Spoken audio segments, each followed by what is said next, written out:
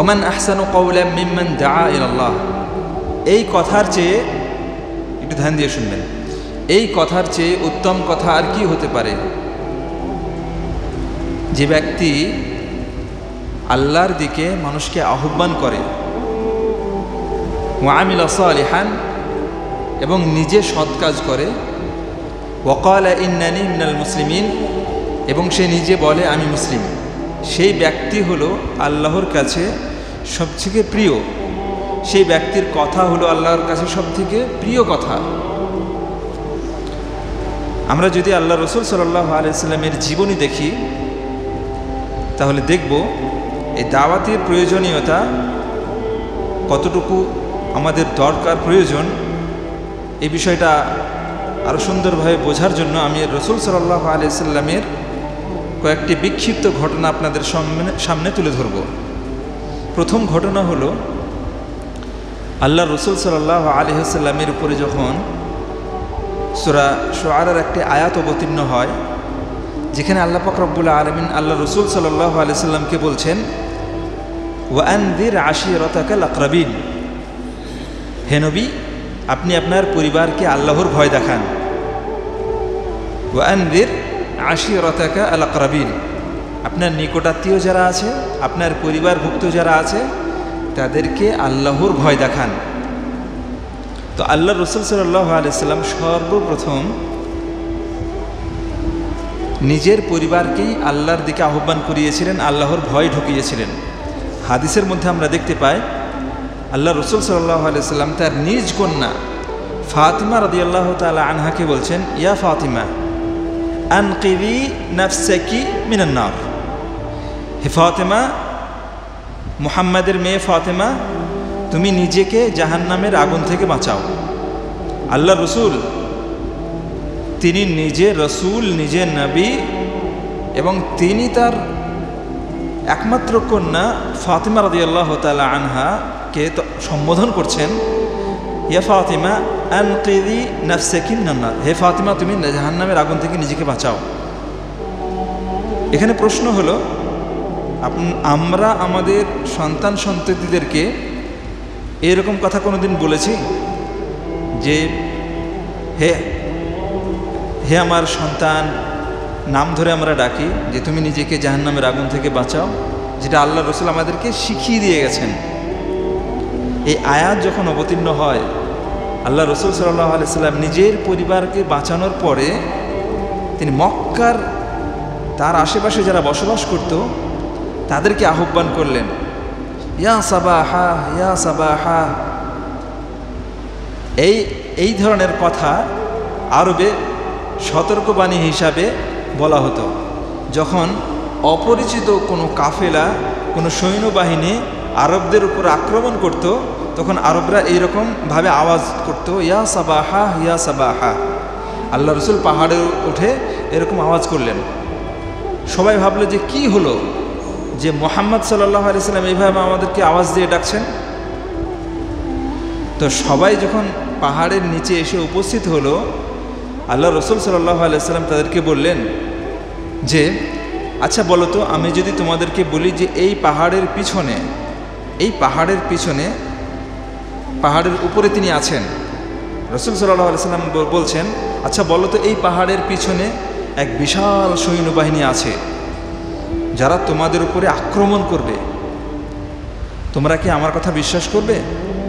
সবাই এক বাক্যে বলেছিল যে হ্যাঁ অবশ্যই করব, কেননা তুমি হলো সত্যবাদী, তুমি আল আমিন আস-সাদিক, তুমি সত্যবাদী, তুমি কখনো মিথ্যা বলনি, তাই তোমার কথা অবশ্যই বিশ্বাস করব।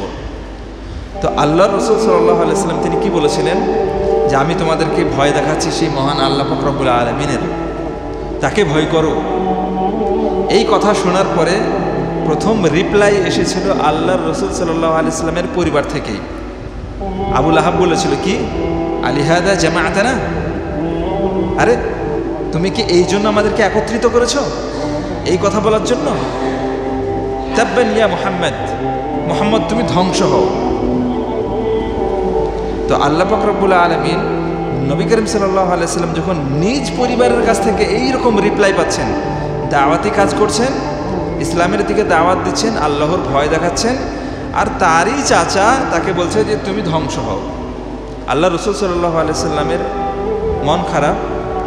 মহান পাক রব্বুল আলামিন আল্লাহ রসুল সাল্লাল্লাহু আলাইহি সাল্লামকে সান্ত্বনা দেওয়ার জন্য সূরা লাহাব অবতীর্ণ করলেন, যেটা আমাদের সবার জানা।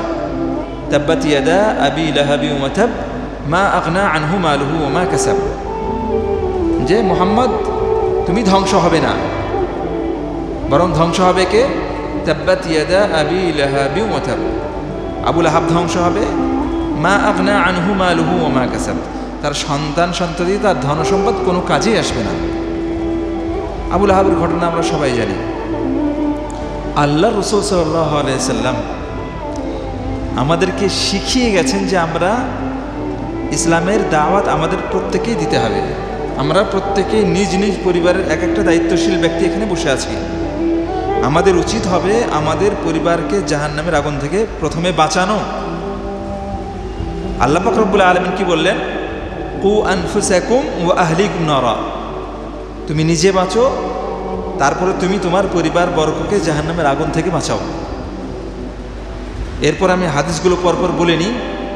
আল্লাহ রসুল সাল্লাল্লাহু আলাইহি ওয়াসাল্লাম এই দাওয়াতি কাজের ব্যাপারে আল্লাহ রসুল সাল্লাল্লাহু আলাইহি ওয়াসাল্লাম তিনি বললেন, মান দাল্লা আলা খাইরিন, যে ব্যক্তি কাউকে ভালো কাজের দিকে আহ্বান করবে, ফালাহু মিসলু আজরি ফাইলিহি,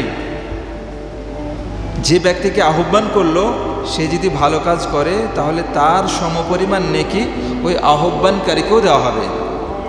সাপোজ আমি আপনাদেরকে ভালো কাজের দিকে আহ্বান করছি, যদি আপনি আসেন, সালাতের দিকে আসেন, শরীয়তের অন্যান্য বিষয়ের দিকে আসেন, যার প্রতি আপনাদেরকে আহ্বান করা হবে তার নেকি আমি পেতে থাকব। অন্য একটি হাদিসে রাসূল সাল্লাল্লাহু আলাইহি সাল্লাম বললেন, যারা এই দাওয়াতি কাজ করে, যারা নিজ পরিবার বর্গকে বাঁচায়, যারা নিজ জাতিকে বাঁচায়, যারা নিজ পাড়া প্রতিবেশী, নিজ গ্রামকে রক্ষা করে, ইসলামের দিকে আহ্বান করে, তাদের ফজিলত বলতে গিয়ে আল্লাহ রসুল সাল্লাল্লাহু আলাইহি সাল্লাম তিনি বলছেন, নাদ্দারাল্লাহু ইমরান, আল্লাহ পাক রব্বুল আলামিন সেই ব্যক্তির চেহারাকে উজ্জ্বল করে দেন। আল্লাহ পাক রব্বুল আলামিন সেই ব্যক্তির চেহারাকে উজ্জ্বল করে দেন। নাদ্দারাল্লাহু ইমরান সামিআ মাকালাতি, যে ব্যক্তি আমার কথা শোনে, তারপরে ফাওয়াআহা ওয়া হাফিযাহা, আমার কথা শুনে মনে রাখে, ওয়া বাল্লাগাহা কামা সামিআহা, এবং সেইভাবেই পৌঁছে দেয় অন্যের কাছে যেভাবে আমার কাছ থেকে শোনে। ফারুব্বা মুবাল্লিগিন আও আমিন সামিইন, কেননা যে ব্যক্তি পৌঁছে দেয় সেই ব্যক্তি অনেক উত্তম সেই ব্যক্তির থেকে যে ব্যক্তি শোনে আর পৌঁছায় না। আপনারা শুনলেন, শোনার পরে যদি অন্য কাউকে না বলেন এই কথাগুলো, আজকের এই আলোচনা, এখানে কি আলোচনা হলো, এটা যদি না পৌঁছে দেন আর কোনো ব্যক্তি যদি পৌঁছে দেয়, সেই ব্যক্তি আল্লাহর কাছে অধিক প্রিয়। আমাদের সমাজে যখন কোনো প্রোগ্রামের জন্য বসতে বলা হয়, যেমন আজকে কারি সাহেব বললেন যে আজকে একটা প্রোগ্রাম আছে, ইসলাহি প্রোগ্রাম আছে, আপনারা সকলে বসে যাবেন। যারা সালাত আদায় করতে এসেছিলেন, হাতে গোনা কয়েকজন বাদ দিয়ে যাদেরকে খুব কাছে থেকে আমরা জানি, তাদের না আছে এই সময় কোনো ব্যবসা, না আছে এই সময় অন্য কোনো মাশগুলিয়াত, তবুও তারা কিন্তু চলে গেছে। আমরা ভালো করে জানি, ইভেন নাম নিয়েও আমরা বলতে পারবো যে অমুক অমুক ব্যক্তি, এরা কাজ এদের কোনো কাজ নেই তবুও চলে গেছে। গেছে কি গেছে না? আল্লাহ রসুল সাল্লাল্লাহু আলাইহি সাল্লামের যুগে দেখেন, হযরত উমর রাদিয়াল্লাহু তাআলা আনহু তিনি বলছেন যে আল্লাহ রসুল সাল্লাল্লাহু আলাইহি সাল্লামের যুগে যখন আমি মদিনায় হিজরত করলাম, তখন হাদিসের মধ্যে উমর রাদিয়াল্লাহু তাআলা আনহু তিনি বলছেন, কুনতু আনা ওয়া জারুন লি মিনাল আনসার, আমি এবং আমার একজন প্রতিবেশী, আনসারি প্রতিবেশী, মিন আওয়ালি আল মদিনা, মদিনার উঁচু জায়গাতে আমরা থাকতাম, একটু দূরে। তো হযরত উমর রাদিয়াল্লাহু তাআলা আনহু তিনি বলছেন, কুন্না নাতানাওয়াবু আন-নুজুল ইনদা রাসূলিল্লাহি সাল্লাল্লাহু আলাইহি ওয়াসাল্লাম, আমরা বাড়ি বাড়ি করে আল্লাহ রসুল সাল্লাল্লাহু আলাইহি সাল্লামের কাছে আসতাম। মানে আমি একদিন আসতাম, যেদিন আমি ব্যস্ত থাকতাম আমি আমার ওই প্রতিবেশীকে পাঠাতাম যে যাও আল্লাহ রসুল আজকে কি বলল পুরো শুনে এসো। আবার যেদিন আমি যেতাম সেদিন আমি পুরোটা শুনে আসতাম। তো হযরত ওমর রাদিয়াল্লাহু তাআলা আনহু তিনি বলছেন, ফায়ানজিলু ইয়াওমান, সে একদিন যেত আল্লাহ রসুলের কাছে, ওয়া আনজিলু ইয়াওমান, আমি একদিন যেতাম। আর যেদিন আমি যেতাম সেদিন কি করতাম, সেদিন আমি শুনে আসতাম সেই দিনের যাবতীয় ওয়াহি এবং আল্লাহ রসুল সাল্লাল্লাহু আলাইহি সাল্লামের কথা, এবং সেগুলো নিয়ে এসে আমি আমার ওই আনসারি ভাইকে শোনাতাম। এগুলো দায়িত্ব, যারা আজকে শুনছেন তাদের দায়িত্ব হলো এগুলো বাইরে গিয়ে পৌঁছে দেওয়া। আবার কখনো যখন বলা হয় বসার জন্য, নিজে না পারলে নিজের সন্তানকে নিজের ভাইকে বলতে হবে যে যাও শুনে এসো, শুনে এসো আমাদেরকে বলবে। এটা সুন্নাত। এই সুন্নাত আল্লাহর রসুল সাল্লাল্লাহু আলাইহি সাল্লাম আমাদেরকে শিখিয়েছেন, সাহাবারা আমাদেরকে শিখিয়েছেন। এর গুরুত্ব রয়েছে, এর কি রয়েছে, গুরুত্ব রয়েছে। সুতরাং দাওয়াতি কাজের দায়িত্ব একমাত্র মৌলভী সাহেবদের নয়। এটা যদি আমরা বুঝে থাকি যে এই কাজের দায়িত্ব আল্লাহ পাক রব্বুল আলামিন শুধুমাত্র মৌলানা সাহেবদেরকে দিয়েছে, এটা আমাদের ভুল হবে, এটা আমাদের ভুল হবে। কেননা আমরা প্রত্যেকেই তো নিজ নিজ পরিবারের একটা দায়িত্বশীল ব্যক্তি। আর আমাদের কর্তব্য হলো, আমাদের উপরে আল্লাহ দায়িত্ব চাপিয়ে দিয়েছেন যে আমাদেরকে আমাদের পরিবারবর্গকে জাহান্নামের আগুন থেকে বাঁচাতে হবে, তাদেরকে ইসলামের দিকে নিয়ে আসতে হবে। এটা আমাদের কর্তব্য, এটা আমাদের অপরিহার্য কর্তব্য। যে কর্তব্য পালন না করলে আল্লাহ পাক রব্বুল আলামিন আমাদেরকে কিয়ামতের দিন পাকড়াও করবেন।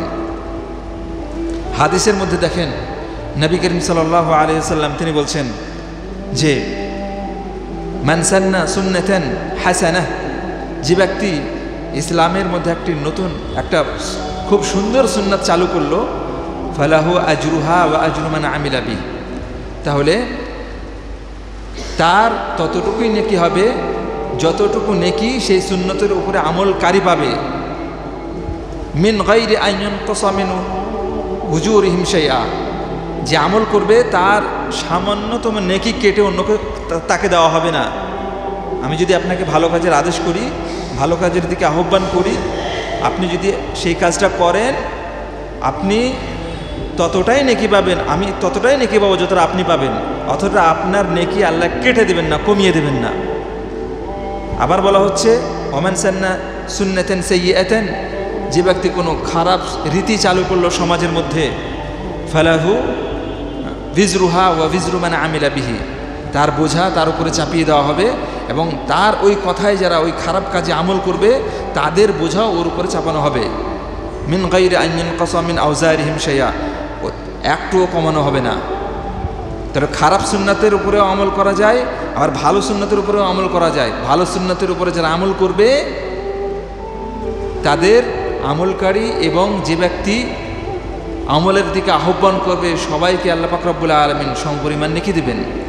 আপনি যদি দাওয়াতি কাজ করেন, আপনার সন্তান যদি আসে, আপনার দাওয়াতে যদি মসজিদে আসে, ইসলামকে মানে, ইসলামের বিধানগুলোকে যদি সে পুঙ্খানুপুঙ্খভাবে মানার চেষ্টা করে, আপনি সমপরিমাণ নেকি পাবেন।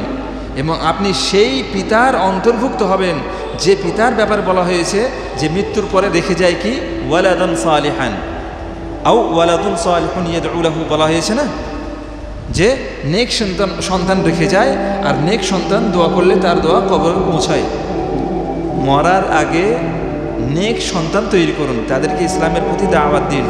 এই যে প্রোগ্রাম করা হয়েছে এর দায়বদ্ধতা কোনো মৌলানা সাহেবের নয়, এইটা ইসলাহ করার জন্য আমাদের প্রত্যেকের দায়িত্ব হলো যে আমাদের নিজ পরিবারকে এই প্রোগ্রামে তাদেরকে আসার জন্য তাদেরকে উদ্বুদ্ধ করতে হবে, তাদেরকে নিয়ে আসতে হবে। এখানে যা আমরা শুনবো সেই শোনা কথাগুলোকে আমাদের বাইরে সবাইকে শোনাতে হবে, তাদেরকে শোনাতে হবে। এই দায়িত্ব, গুরু দায়িত্ব আল্লাহ রসুল সাল্লাল্লাহু আলাইহি সাল্লাম আমাদেরকে দিয়েছেন। পরিশেষে আমি আল্লাহর কাছে দোয়া করব, আল্লাহ পাক রব্বুল আলামিন আমাদেরকে যেন এই প্রোগ্রাম চালু করার এবং চালু রাখার, যারা শুনবো এই দাওয়াতি প্রোগ্রাম সেই মোতাবেক আমল করার, এবং আমরা আমাদের সন্তান পরিবার যেন এই দাওয়াতি কাজ তাদের মধ্যে করতে পারি। আল্লাহ পাক রব্বুল আলামিন আমাদের সকলকে যেন সেই তৌফিক ইনায়াত করুন। আমিন। ওয়া আখির দাওয়ানা আলহামদুলিল্লাহি রাব্বিল আলামিন। আসসালামু আলাইকুম ওয়া রাহমাতুল্লাহি ওয়া বারাকাতুহু।